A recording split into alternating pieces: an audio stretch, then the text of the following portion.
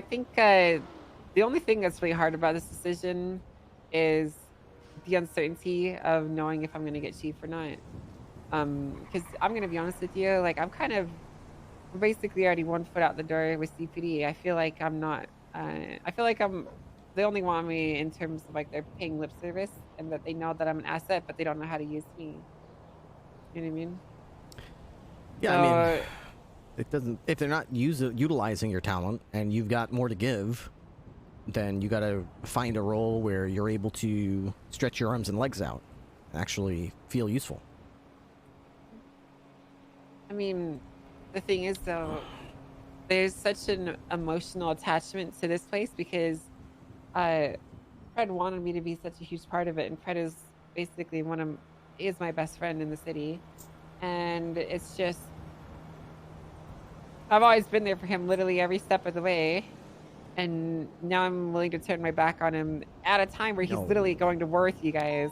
No, that's not the right way to look at it at all. Turn your back on him? Well, that's how he If anything, okay, well, look at it another way. Everything could be looked at multiple directions. Sure, you could say, I'm betraying you to leave the CPD to join the enemy at the LSPD as their lead. No, you could do that. But you could also say, hey, the LSP, you know, boy, don't you want to, you're competing with the LSPD as a rival agency, yes? Wouldn't it be very advantageous to have someone who you admire and respect as the leader of their organization, and therefore you could coordinate with them, cooperate with them, you know, expand basically, almost like they're another branch of the CPD? I mean, that's how I would look at it. I would, if I was Pred, I'd be tripping over myself to try to get you in the chief of police role. I'd be trying so hard. The thing is, you know, I think he knows that I wouldn't make LSPD CPD chief. I know I would make it into its own thing. I mean, my values align with his on a lot of things. Of course. But it would look a lot different, you know?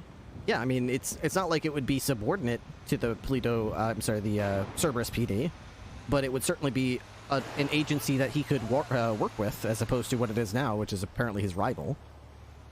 I would definitely rather have someone leading their division that I already knew, trusted, admired, because I know they would do the same to me, and it would be easy to work with somebody like that. So yeah, that's why I was saying, like, if I was Pred, I would be very, very excited about getting you into that role, as opposed to somebody he has no idea who they are, and has maybe no working relationship with, and is probably gonna, but like, if Den goes in there, good luck to Den, but I mean, if Den goes in there, it's not going to be very good for CPD working with LSPD all of a sudden. I mean, it'll be just fine for CPD, but Den's going to be miserable, and so are LSPD. You know, I do very worry. A lot of these new people in the police department don't actually value legitimate experience, and a lot of them lean into things for the hilarity of it. Yeah. And it worries me because, you know, a lot of the talking points there, we don't need the old guard anymore. You know, we could put some new people in these positions. And while I don't necessarily disagree with that being an interesting choice, it's very likely not going to produce good results, you know? Nope, probably won't. Probably be a train wreck. Yeah, but... A hilarious train wreck. Yeah, it'll be a hilarious train wreck, but... but at the same time, you know, I just don't feel confident that I'm going to win. Is my main concern, you know?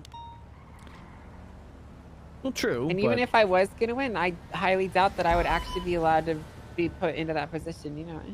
Because the votes are just a suggestion at the end of the day. Well, what's the drawback of trying? Is there some there really isn't penalty? any. I'm doing it already because it's fun. Right. But, you know, it's hard to put all of your energy into it when you feel like there's nothing waiting for you at the other side, you know? True, but I mean, there's no point worrying about stuff that you have absolutely no control over, and also don't know if it's going to work out that way or not. I mean, we don't know how it's going to be, and we have no control over it, so any time spent worrying about it, wondering about it, it's just time wasted. Really think so? Yeah, it's much more productive to just pour your time and effort into the position and into the race and into exceeding in that role. And if in fact somebody does come in and swipe it away at the last moment, then you can just turn gears and go, okay, well, that sucks, first of all, but I also had no control over it, and there's nothing I can do about it anyway. No point crying about it, and then move on with your life.